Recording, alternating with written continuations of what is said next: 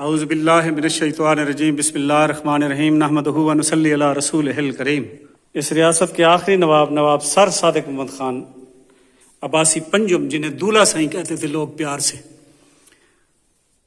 یہ ان کی قبر مبارک ہے۔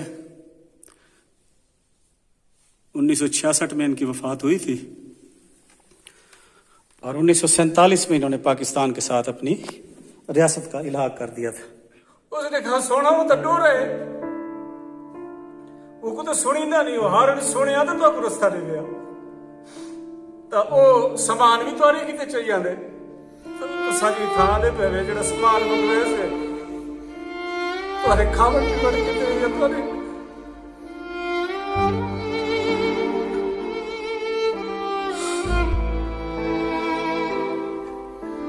چیزاں بھی تواری کیتے چاہیے آنے سونا وہ ریڑی دے وہ تو بوڑ ہے۔ جس نے مجھے واقعہ سنوایا وہ کہتے ہیں کہ جب تک وہ ریڑی والا نہ آیا نواب صاحب بیت کے ساتھ اپنی ٹانگوں کو پیٹتے رہ گئے۔ شاہی قبرستان چولستان میں موجود ہوں۔ میں سب سے پہلے آپ کو اس شاہی قبرستان کی زیارت کروا دوں، اس حصے کی جو عباسی سلطنت پر حکمرانی کرنے والے نوابین کے لیے مختص ہے۔ اس حصے میں فرما رواؤں کو دفن کیا جاتا تھا۔ یہ دیکھیں، اب اس کی چھت بھی آپ ملاحظہ فرمائیں۔ یہ دیکھیں، چاروں طرف سے اس میں انتہائی قیمتی دروازے روشنی کے لیے اور ہوا کے لیے لگے ہوئے ہیں۔ ان دروازوں کا ملاحظہ فرمائیں۔ یہ سینکڑوں سال پرانا قبرستان ہے، کیونکہ 250 سال کے لگ بھگ عباسی نوابوں نے سلطنت بہاولپور پر حکومت کی، اور پہلے نواب سے لے کر نواب سر صادق محمد خان پنجم، جو باضابطہ طور پر آخری نواب تھے اور جنہوں نے پھر پاکستان میں اس ریاست کا الحاق کیا تھا، وہ یہاں دفن ہے۔ 1 2 3 4 5 6 7 8 9 10 3 یہ سارے نواباں دے قبر ہیں نا پتر؟ یہ سارے نواباں دے نا؟ یہ جڑے چھوٹے ہیں یہ بھی؟ اچھا یہ ولی عہد ہیں۔ تو میں چاہوں گا کہ کیونکہ تاریخ میں باقی نوابوں کا تو کم ذکر ملتا ہے، تھوڑا تھوڑا معمولی سا ان کا جو دور حکومت تھا وہی لکھا ہوا آ جاتا ہے، لیکن جو 3 نواب تھے جنہوں نے نمایاں کردار ادا کیا بہاولپور کی حالت بدلنے میں، تو میں چاہوں گا کہ باری باری ان کا تعارف آپ کو کراؤں۔ تو میں سب سے پہلے اس ریاست کے آخری نواب سر صادق محمد خان عباسی پنجم، جنہیں دولہ سائیں کہتے تھے لوگ پیار سے، یہ ان کی قبر مبارک ہے۔ 1966 میں ان کی وفات ہوئی تھی اور 1947 میں انہوں نے پاکستان کے ساتھ اپنی ریاست کا الحاق کر دیا تھا۔ تو میں اس وقت ریاست بہاولپور کے آخری نواب سر صادق محمد خان پنجم عباسی مرحوم کی قبر مبارک پر موجود ہوں۔ یہ وہ نواب ہے کہ جس کے ذکر خیر کے بغیر اس ریاست کی تاریخ نامکمل ہے۔ اس نواب نے اپنی رعایا کے ساتھ محبتوں کا، اپنی رعایا میں امن و امان کا اور اپنی رعایا کے خیال رکھنے کے جو ریکارڈ قائم کیے، وہ کسی خوش قسمت اور کم بادشاہوں کے حصے میں آئے ہوں گے۔ نواب صادق محمد خان عباسی کے دور میں ریاست امن و امان کا گہوارہ تھی، رزق وافر مقدار میں مہیا تھا۔ میں آپ کو خوشحالی، اس ریاست میں بسنے والے لوگوں کی خوشحالی کا صرف ایک ہی واقعہ بتا دیتا ہوں، جس سے آپ اندازہ کر لیں کہ اس ریاست میں بسنے والے لوگ کتنے خوشحال تھے۔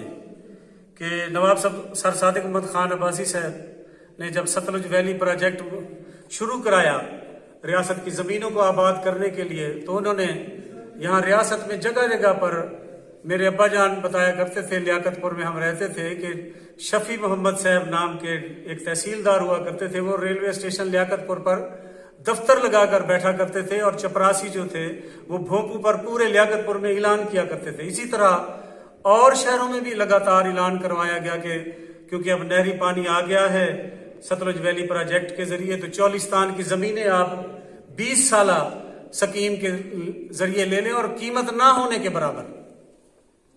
لیکن ریاست بھر کے لوگوں نے کیونکہ خوشحال تھے، اللہ کی رحمت تھی، ایسا کوئی مسئلہ نہیں تھا روزگار کا، تو انہوں نے بہت کم دلچسپی ظاہر کی چولستان کی زمینیں اور وہ الاٹمنٹ جو نواب صاحب اپنی طرف سے تقریباً مفت دے رہے تھے لینے میں.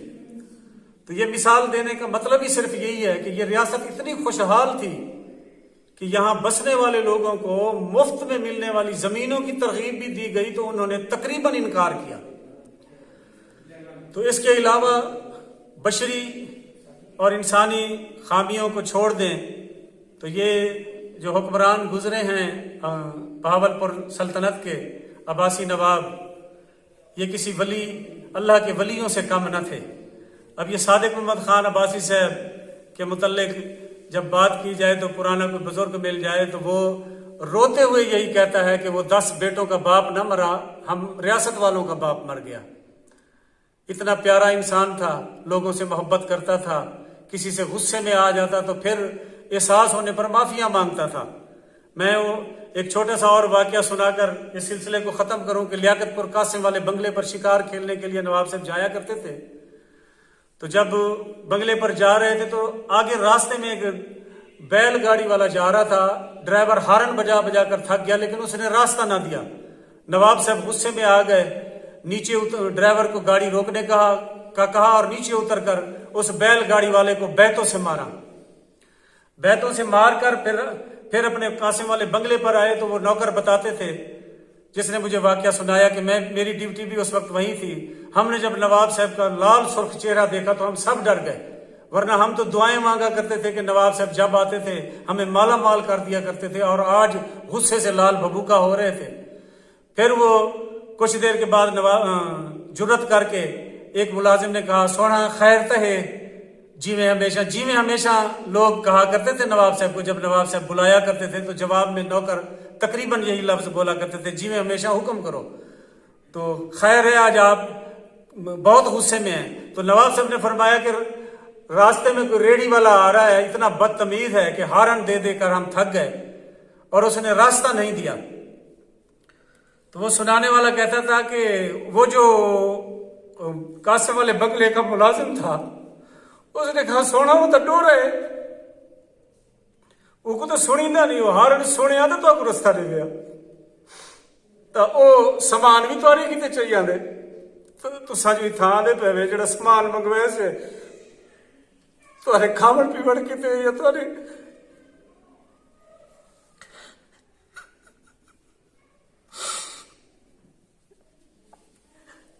وہ تو چیزاں بھی تھوڑے کیتے چاہیے سونا وہ ریڑی تے وہ تو بوڑ ہے. وہ جس نے مجھے واقعہ سنوایا وہ کہتے ہیں کہ جب تک وہ ریڑی والا نہ آیا نواب صاحب بیت کے ساتھ اپنی ٹانگوں کو پیٹتے رہ گئے اور ان کو چین نہیں تھا. آخر وہ ریڑی والا آ گیا تو نواب صاحب نے اپنے بنگلے سے 1 بیگھے دور جا کر اس کو روک کر اس کے آگے ہاتھ باندھ کر کھڑے ہو گئے. تو وہ کہنے لگا کہ نہیں سادے کا وجہ میں تیرا ڈسے سا تو میں کماری. نواب صاحب نے اسے گلے لگا کر اس کی گردن پر پیار کیے، اس کے ماتھے پر کیے، پھر اس کے آگے ہاتھ باندھا. تو وہ بہرا جو تھا وہ بار بار یہی کہتا تھا، کہنا سادے کا آوجے میں تیرے کو پوچھوے نہ تو میں کو بہو ماری. پھر دوسرے ملازم موقع پر آئے، انہوں نے اشارے سے اس کو سمجھایا کہ یہی تو صادق محمد خان ہے. تو وہ بہرا نواب صاحب کی پاؤں میں پڑ گیا. اور پھر وہ لوگ بتاتے ہیں کہ نواب صاحب نے لیاقت پور کے آس پاس سب سے قیمتی زمین جسے نہری پانی لگتا تھا 5 مربع اس کے نام، اسی وقت تحصیلدار اور پٹواری تو حاضر ہوا کرتے تھے نا، آپ جہاں جاتے تھے تو اس کے نام منتقل کی اور اس سے 12 معافیاں مانگی.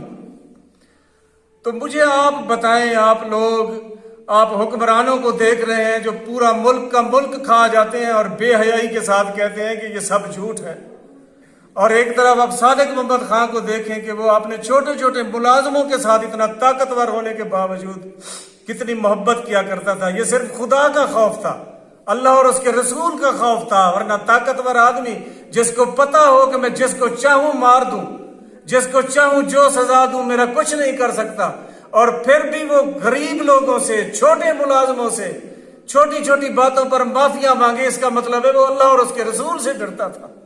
اللہ پاک بخشش کرے اس صادق محمد خان عباسی کی، اللہ پاک اس کی آل اولاد کو رنگ لگائے، اللہ پاک اس نواب صادق محمد خان عباسی پنجم کی بخشش کرے، اس کے درجات بلند کرے، اللہ پاک آپ لوگوں کو بھی خوش رکھے، اللہ پاک آپ پر بھی اپنی رحمتیں رکھے، مہربانی۔